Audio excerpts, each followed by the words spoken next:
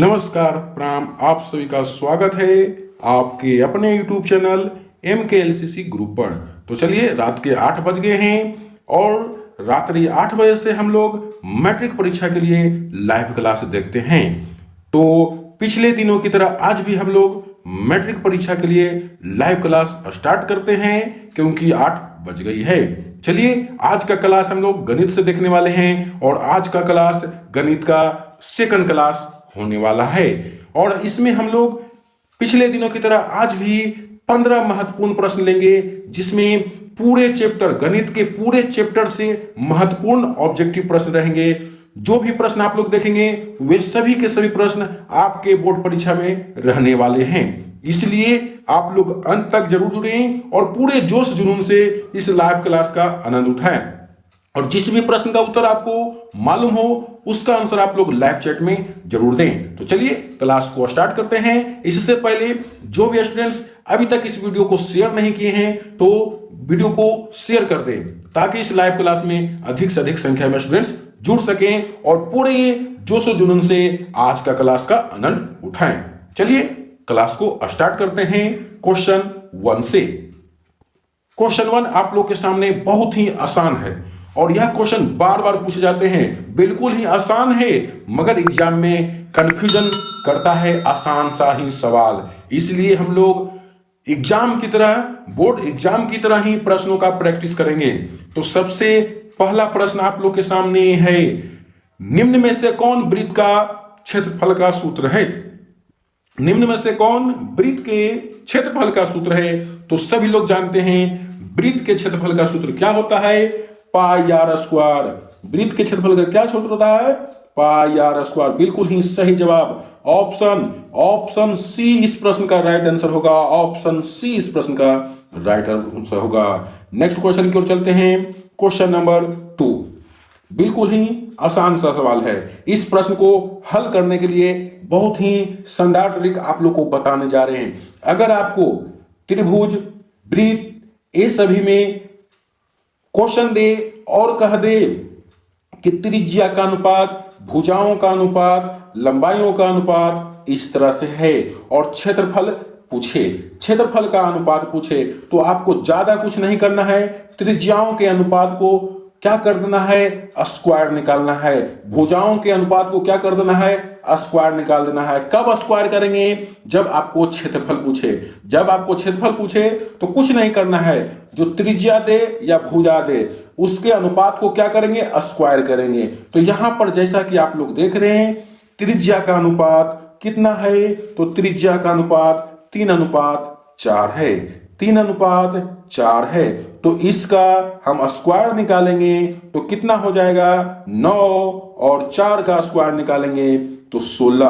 तो इस प्रश्न का राइट आंसर होगा 9:16, 9:16। इसके क्षेत्रफलों का अनुपात क्या हो जाएगा? 9:16। तो देख सकते हैं आप लोग अपने क्वेश्चन में ऑप्शन सी इस प्रश्न का राइट आंसर होगा, क्योंकि ऑप्शन सी में जो है 9:16 दिया गया है। तो चलिए पूरे जोशो जुनून से इसी तरह से आगे बढ़ते हैं नेक्स्ट क्वेश्चन की ओर। और अगर यह क्लास आप लोगों को अच्छा लग रहा है वीडियो को लाइक जरूर करें। वीडियो को लाइक और दोस्तों में शेयर जरूर करें, ताकि इस लाइव क्लास में अधिक से अधिक संख्या में स्टूडेंट्स जुड़ सकें। नेक्स्ट क्वेश्चन की ओर बढ़ते हैं। नेक्स्ट क्वेश्चन बिल्कुल ही आसान सा प्रश्न है। प्रायिकता से, प्रोबेबिलिटी से आप लोग के सामने क्वेश्चन है। आप लोग इस प्रश्न का उत्तर जरूर देंगे, हमें पूर्ण विश्वास है। चलिए, बहुत बढ़िया प्रश्न आप लोग के सामने है। एक पासे है और इस पासे में 1 2 3 4 5 6 नहीं लिखा गया है। इस पासे में ABCD लिखा गया है और A से F तक लिखा गया है। A से F तक लिखा गया और सभी लोग जानते हैं पासा में कुल कितने पृष्ठ होते हैं? 6 पृष्ठ होते हैं और प्रत्येक पृष्ठ में ABCDEF लिखा गया है। अर्थात कुल कितने अक्षर लिखे गए हैं? तो 6 लिखे गए हैं। तो आपसे पूछ रहा है कि इस पासे को एक बार फेंका जाता है। इस पासे को एक बार फेंका जाता है तो ए प्राप्त होने की प्रायिकता क्या होगी। तो सभी लोग जानते हैं प्रायिकता निकालने के लिए बहुत ही आसान सा फॉर्मूला है, जिसकी प्रायिकता ज्ञात करने के लिए कहे उसका संख्या बटा कुल संख्या, जिसकी प्रायिकता निकालने कहे उसकी संख्या बटा कुल संख्या। तो क्या निकालने का प्रायिकता है, ए प्राप्त होने की प्रायिकता। तो यहां पर देख सकते हैं ए इस प्रश्न में कितने हैं, पासे में ए कितने हैं, तो एक हैं, और कुल कितने लिखे गए हैं, कुल लिखा गया है 6, A B C D E F. तो 1/6 इस प्रश्न का राइट आंसर होगा। तो आप लोग देख रहे हैं ऑप्शन ए में लिखा गया है 1/6 इस प्रश्न का राइट आंसर होगा। चलिए इस प्रश्न का राइट आंसर 1/6, जितने भी स्टूडेंट्स दिए सभी के सभी का जवाब बिल्कुल ही सही है। चलिए नेक्स्ट क्वेश्चन की ओर बढ़ते हैं और सभी लोग इस वीडियो को लाइक कर दें। नेक्स्ट क्वेश्चन बिल्कुल ही आसान, जो कि माध्यिका से है।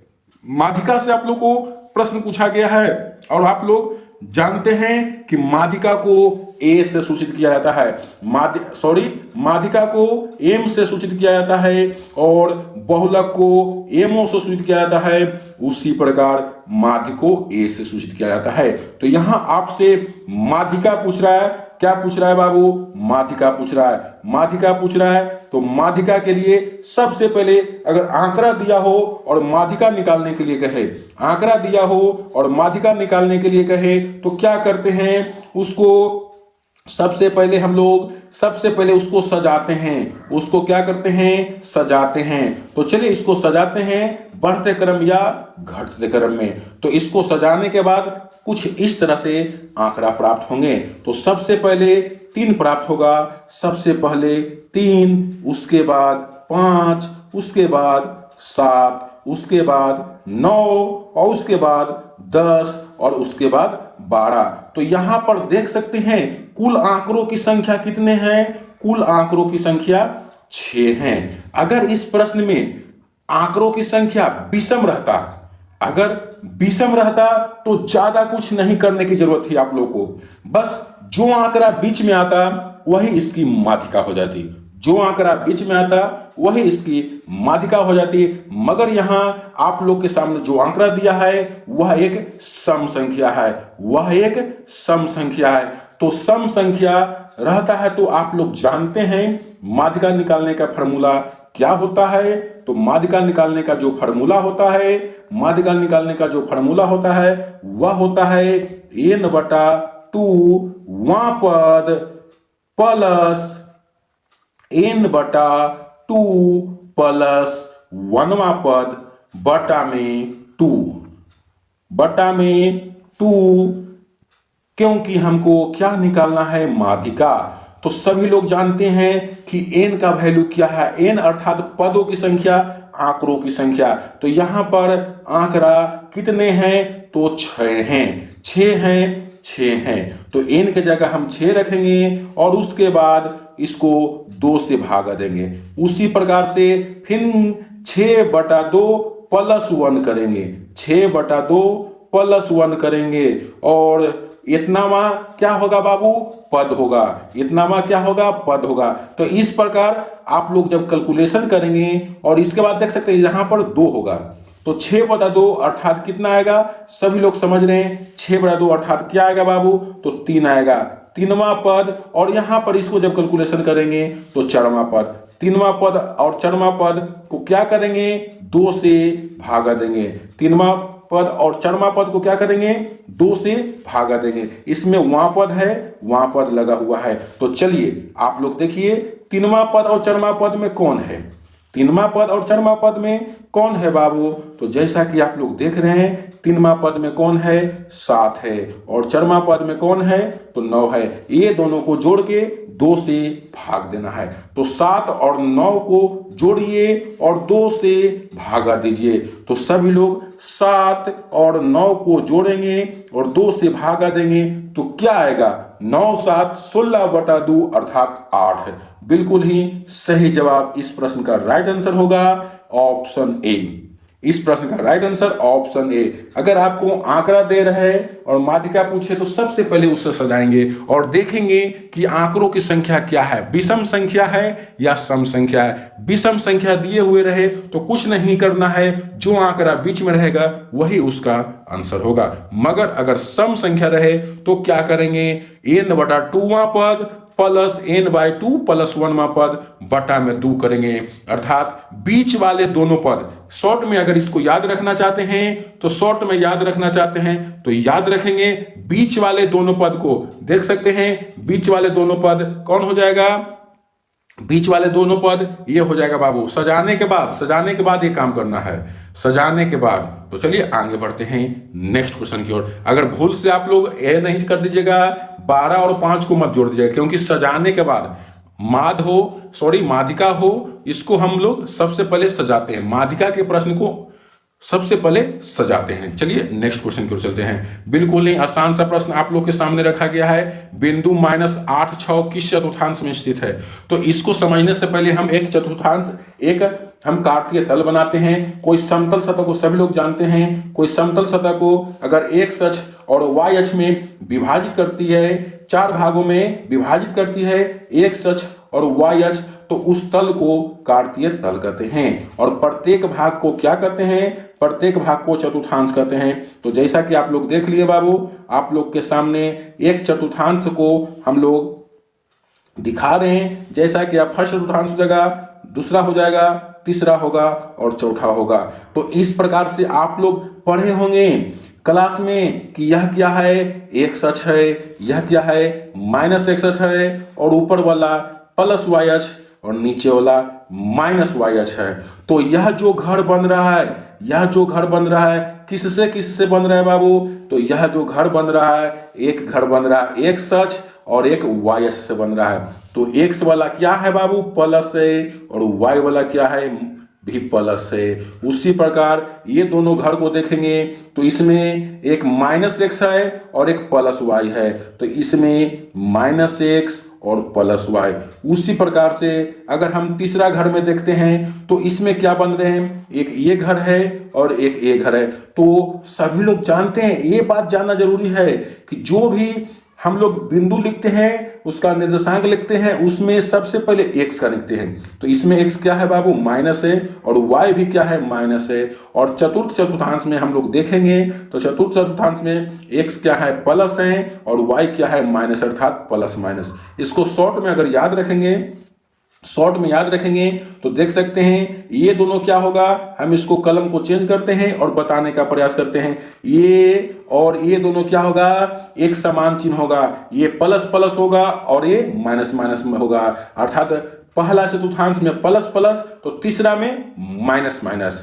उसी प्रकार से दूसरा चतुर्थांश में माइनस प्लस तो चौथा में क्या हो जाएगा, प्लस माइनस। तो देख सकते हैं आपके प्रश्न में क्या पूछ रहा है, माइनस प्लस।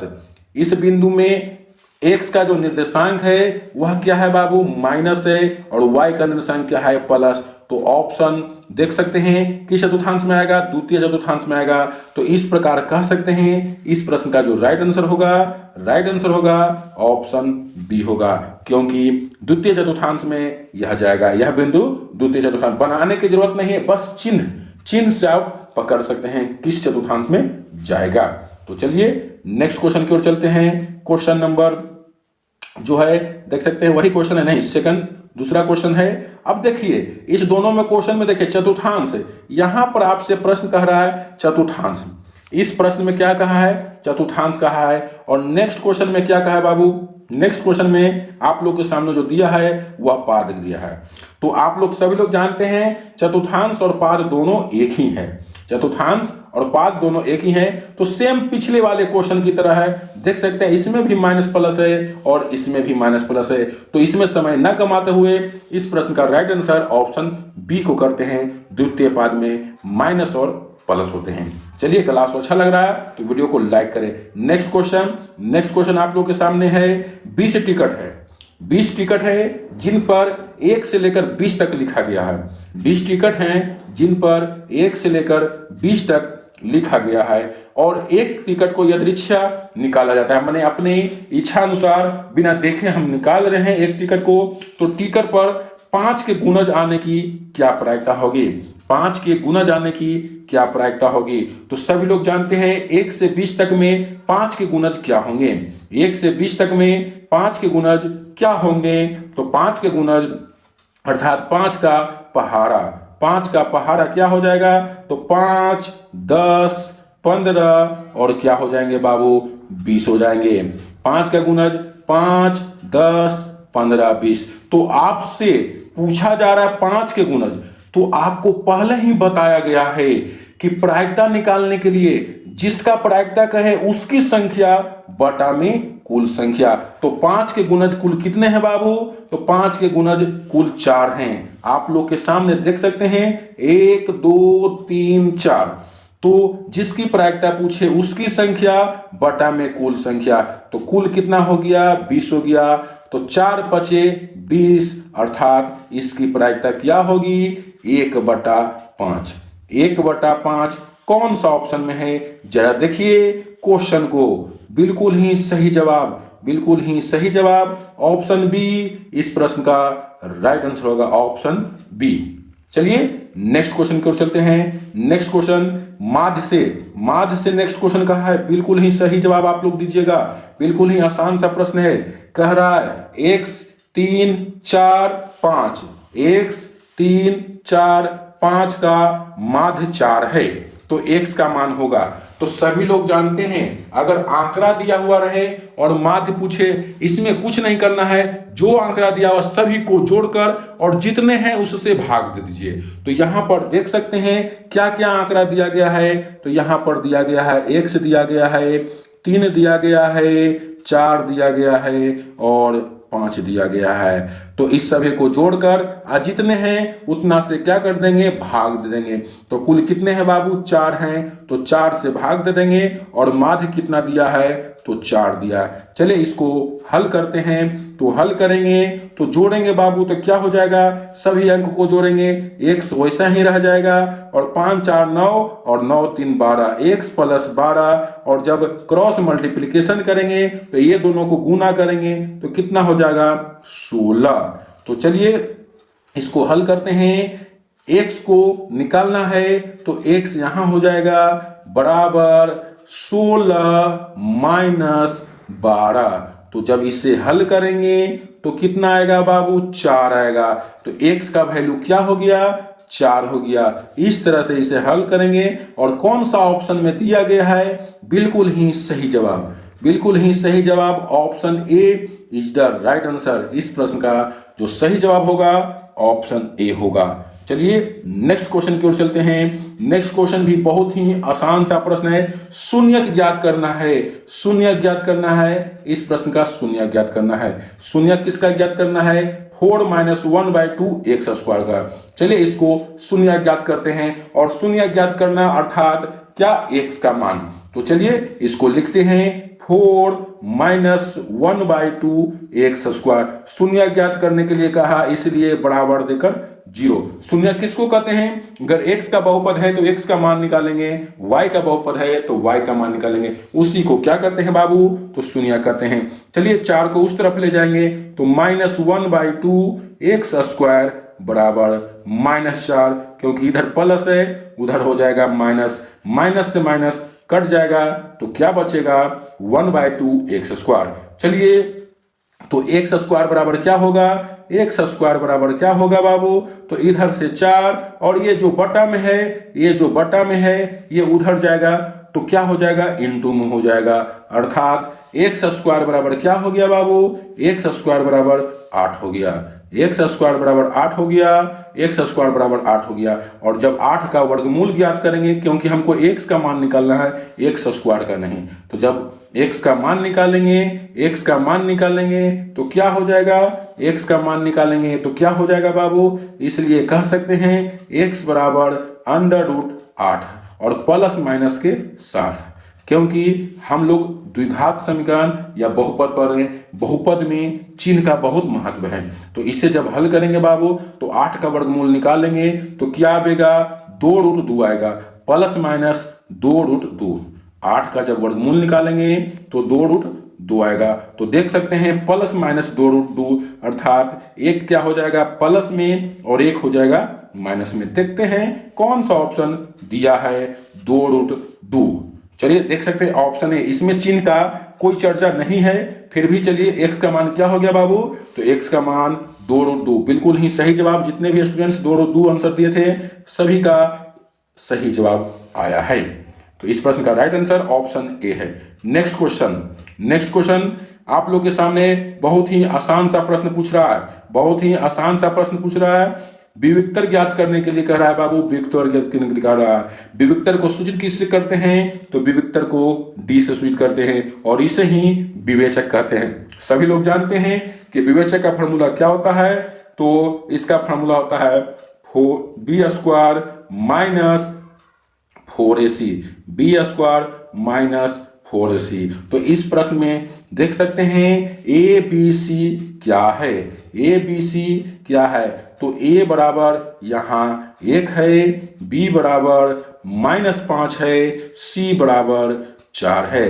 क्योंकि A कहते हैं स्क्वायर के गुणांक को, x स्क्वायर के गुणांक को A कहते हैं, x के गुणांक को B कहते हैं और अचर पद को C कहते हैं। तो चलिए इसे बनाने का प्रयास करते हैं। तो D बराबर b² - 4ac, B का मान है -5, तो इसको कर दिए स्क्वायर -4, A का वैल्यू 1 है और C का वैल्यू 4 है। तो चलिए इसे जब हल करेंगे तो देख सकते हैं 5 का स्क्वायर क्या होता है, 5 का स्क्वायर 25 होता है और माइनस का स्क्वायर प्लस, तो माइनस खत्म हो गया। यहाँ पर जब 4 को 1 से करेंगे 4 और 4 चौके 16, यहाँ हो गया 16 और यहाँ है माइनस, तो 25 में से 16 गया 9। तो D बराबर क्या आया बाबू, D बराबर 9 आया, D बराबर 9 आया। तो चलिए देखते हैं कौन सा ऑप्शन में 9 है। बिल्कुल ही सही जवाब ऑप्शन सी इस प्रश्न का राइट आंसर होगा। तो यह क्लास आप लोग कैसा लग रहा है जरूर हमें बताएं, और यह क्लास अच्छा लग रहा है तो वीडियो को लाइक सभी लोग करें और दोस्तों में शेयर करें। तो आज हम लोग इतना ही देखते हैं, इससे आगे हम लोग कल देखेंगे। जैसा कि आप लोग देख रहे हैं ये सभी प्रश्न, बहुत सारे प्रश्न आप लोगों के लिए संग्रह किए हैं, तो इसलिए आप लोग डेली लाइव क्लास से जरूर जुड़े और अच्छा लग रहा है तो वीडियो को लाइक करें और दोस्तों में शेयर। और जो भी स्टूडेंट आज पहली बार हमारे इस चैनल से जुड़े हैं तो वीडियो के नीचे लाल बटन दबाकर चैनल को जरूर सब्सक्राइब करें। तो आज के लिए इतना ही, धन्यवाद, गुड नाइट, शुभ रात्रि।